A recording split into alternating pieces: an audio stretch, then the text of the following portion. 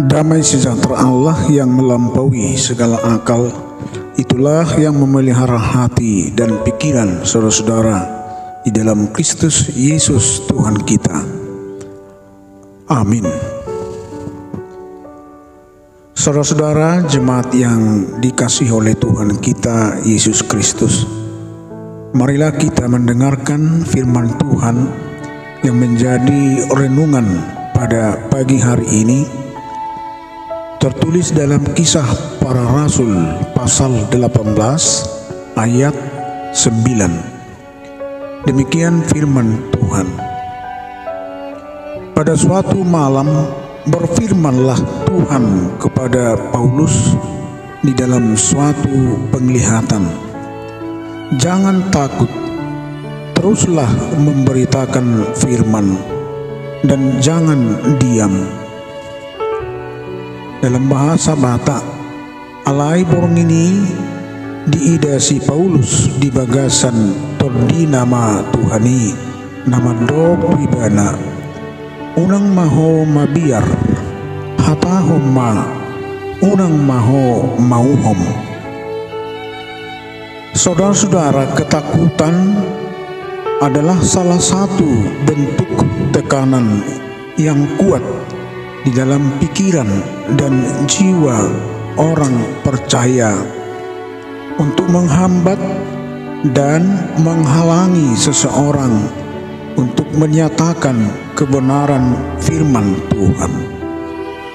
Dan ketakutan ini dapat mematikan semangat yang menyala untuk lebih menyatakan secara menyeluruh kebenaran firman Tuhan, menerangi dan menggarami dunia ini. Tuhan Allah mengetahui keadaan jiwa Paulus yang diliputi dengan ketakutan oleh karena situasi dan keadaan orang-orang Korintus sebagai sasaran pemberitaan Injil. Kehidupan orang Korintus yang amoral, masih menganut agama okultisme, kita bisa dapat membandingkan dengan bagaimana sejarah penginjilan ke Tanah Batak yang pada saat itu pekabar Injil Munson dan Liman harus mati dipenggal kepalanya di Lubuk Pining. Jauh sebelumnya juga banyak para pekabar Injil menderita secara fisik oleh karena memberitakan Injil Kristus. Di Korintus juga Paulus harus berhadapan dengan rasul-rasul palsu, kaum cendekiawan, para ahli-ahli filsafat. Dalam situasi seperti inilah Tuhan menampakkan diri kepada Paulus melalui sebuah penglihatan untuk memberikan semangat kepadanya. Tuhan menyiapkan dia untuk itu. Keberanian sejati hanya bersumber dari Allah. Kita tahu bahwa Rasul Paulus selalu mendapatkan kesulitan dan tantangan yang selalu menyertai pelayanannya. Tekanan dan penganiayaan kerap menimpa Paulus, baik di Filipi, di Tesalonika, Berea, dan daerah penginjilan lainnya. Di tengah ketakutan ini, Tuhan terus mendorong Paulus untuk tetap memberitakan Injil dan jangan diam. Memang sempat terbesit di pikiran Rasul Paulus untuk menahan diri dalam memberitakan Injil. Mungkin menurut pemikirannya untuk mengurangi kemungkinan terjadinya situasi buruk. Namun Tuhan Allah terus menguatkan dia agar Injil terus untuk diberitakan. Saudara-saudara, bukankah kita semua pernah berada dalam situasi yang sama, banyak hal yang harus kita perbuat. Jika kita melakukan sesuatu yang baik, namun dalam hal ini secara bertubi-tubi kesulitan datang menghampiri kita. Jika kita berusaha untuk meraih keberhasilan, namun justru sedikit yang kita dapatkan, atau bahkan sebaliknya, yang kita peroleh adalah kegagalan yang sangat menyedihkan. Tantangan yang ada kelihatannya lebih besar daripada kekuatan kita. Penderitaan selalu muncul, tetapi Tuhan Allah tidak pernah berdiam diri. Tuhan tetap peduli dengan keberadaan kita. Ia tahu kapan saat yang paling tepat untuk campur tangan menolong kita. Lalu bagaimana cara Tuhan Allah untuk menghibur kita? Yang pertama, saudara-saudara, adalah penyertaannya. Aku akan menyertai engkau. Tuhan tidak pernah meninggalkan kita.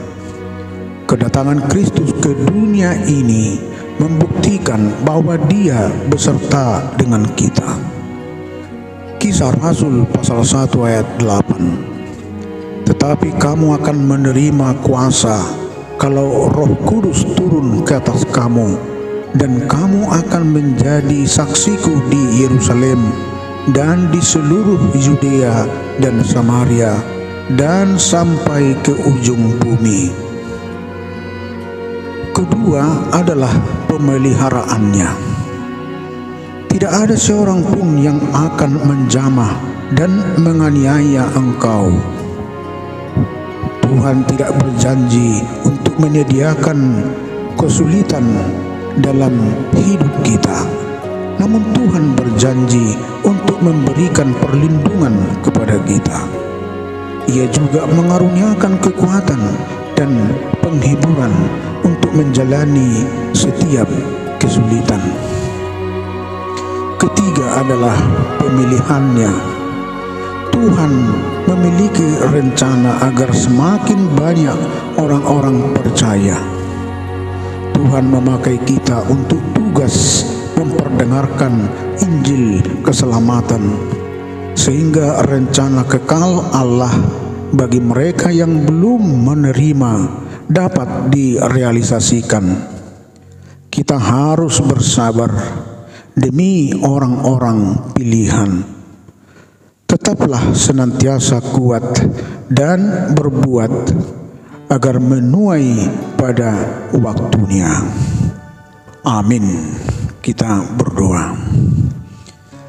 Terima kasih Bapa yang di sorga, kami sampaikan kehadirat-Mu atas perkenaan Tuhan menghantarkan hidup kami di pagi hari ini. Kami telah mendengarkan firman Tuhan yang menjadi penuntun dalam hidup kami, yang menjadi sumber kekuatan bagi kami, sehingga kami Tuhan senantiasa tetap semangat di dalam menjalani kehidupan kami. Kami tidak luput dari banyak penderitaan di dalam keseharian hidup kami.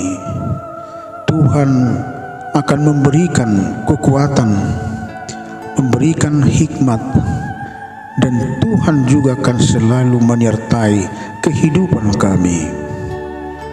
Bapa yang di sorga, kiranya Tuhanlah yang menguatkan kami untuk memberitakan kebenaran firman Tuhan melalui sikap, perbuatan, dan tindakan kami.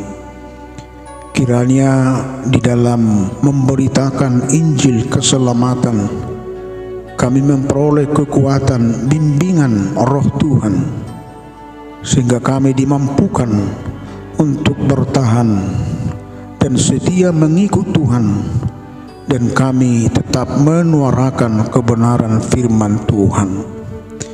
Kuatkan kami Tuhan untuk senantiasa tetap berpengharapan agar kami memperoleh kekuatan, karena sumber kekuatan berasal dari Tuhan. Baik di dalam keluarga kami sering menghadapi banyak kesulitan, tapi kami terus berkarya di dalam kebenaran firman Tuhan. Kami tetap setia mengikut Tuhan. Biarlah kiranya dengan mendengarkan firman Tuhan menjadi bekal hidup kami setiap hari, sehingga kami Tuhan dimampukan untuk menjalani kehidupan kami. Berkati kami Tuhan di dalam pekerjaan kami, berkati kami di tengah keluarga kami, berkati anak-anak yang Tuhan karuniakan bagi kami. Berikan kami kebutuhan hidup kami, berikan kami kesehatan, berikan kami kekuatan serta hikmat dari Tuhan. Kami mau menyerahkan seluruh kehidupan kami kepada Tuhan. Ampuni kami Tuhan, di dalam nama Anak-Mu Yesus Kristus kami berdoa dan mengucap syukur. Amin.